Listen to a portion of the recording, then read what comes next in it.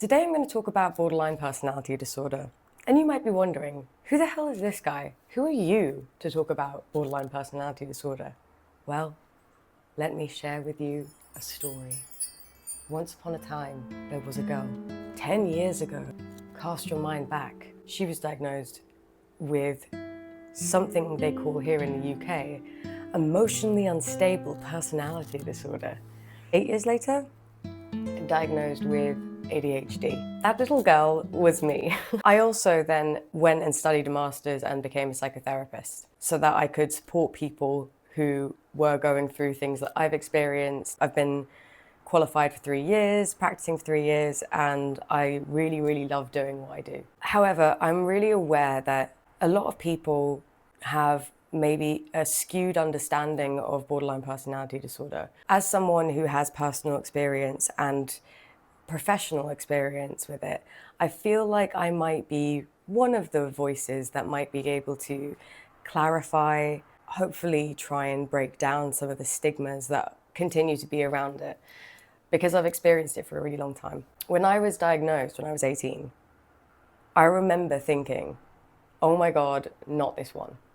Because I knew, even before I was diagnosed, I'd heard people basically shit talking the disorder. I'd heard people saying really nasty things about people, using borderline personality disorder as a synonym for crazy or insane or clingy.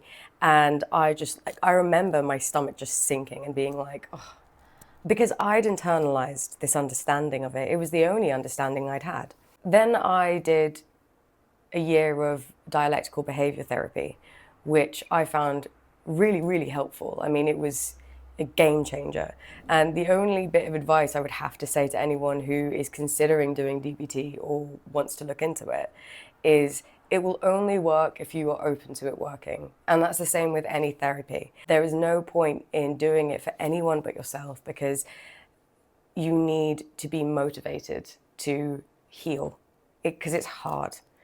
My DBT therapist was amazing, just incredible, which I know I was very lucky to get, because I know people have had some bad experiences with therapists. I have had bad experiences with therapists. And remember, I am a therapist. So I'm not sitting here advocating for just go to any therapist you like. It's really important that you click with them and that you build a rapport with them, because how are you supposed to tell a stranger all of your deepest, darkest thoughts and feelings if you can't trust them and if you don't know them? I don't know. That's just my take. Some people would say differently, but that's my approach on therapy.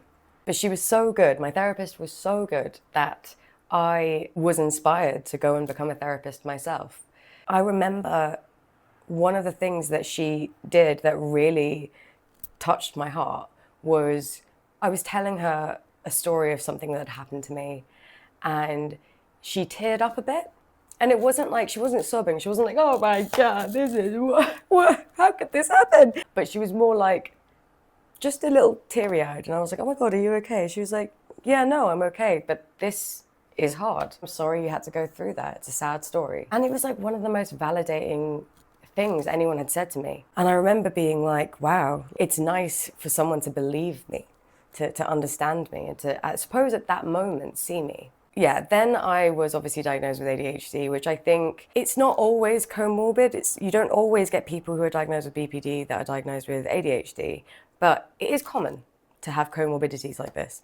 So that it did explain a lot. It was a little bit late in the game. Like, I got diagnosed at 26, but I was glad that it happened. For me, the diagnosis was helpful. It helped me understand what was going on with me, and it helped me access the right treatment. Everyone has a different relationship with diagnosis. Some people feel validated by it, others feel maybe boxed in by it, but for me, it was validating. So I went into my training having a real understanding of this disorder. And I think a few things that we still don't discuss is that borderline personality disorder is within the cluster of personality disorders in the DSM-5 that include antisocial personality disorder and narcissistic personality disorder. All of those disorders have a lot of misconceptions around them because they tend to demonstrate maybe a little bit more extreme behaviors at times, and those behaviors can get villainized. And this isn't to say that having mental health issues is an excuse to do harm. It's not. It is your responsibility to seek out support and help. And I'm saying that again as someone who has been on both sides of the glass. Why I prefer the terminology borderline is that I think it explains the diagnosis a little better off the bat. Borderline literally stands for borderline between neurosis and psychosis. Because when people are experiencing BPD episodes, it can present itself in loads of ways, but one of those ways can be experiencing hallucinations, auditory, visual, and paranoia. And this is why you'll often find that some people who suffer with borderline personality disorder will be prescribed antipsychotics for these kinds of experiences. Emotionally unstable personality disorder as wording, I think, is really wrong because I think it minimizes it a lot. I think it makes it seem less serious than it is and less complicated than it is. It's so much more than being a bit emotionally unstable.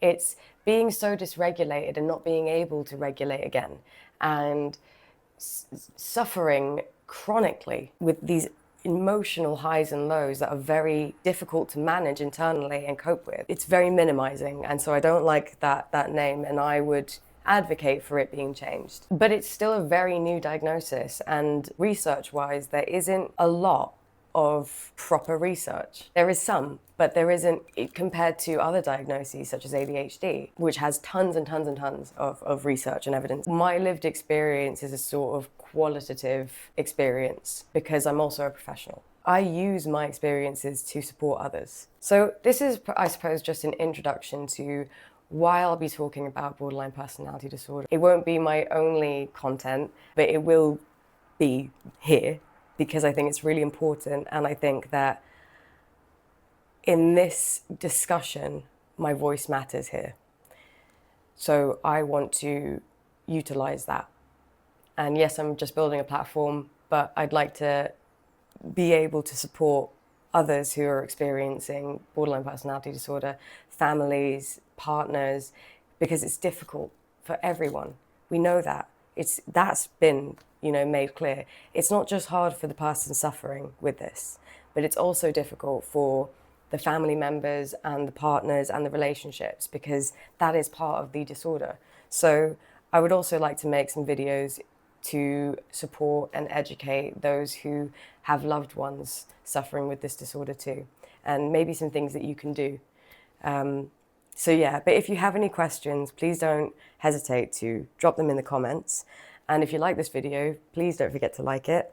And if you'd like to see this journey on and learn a bit more about borderline personality disorder, then subscribe, and hopefully we can kind of help the world better understand what this disorder actually is.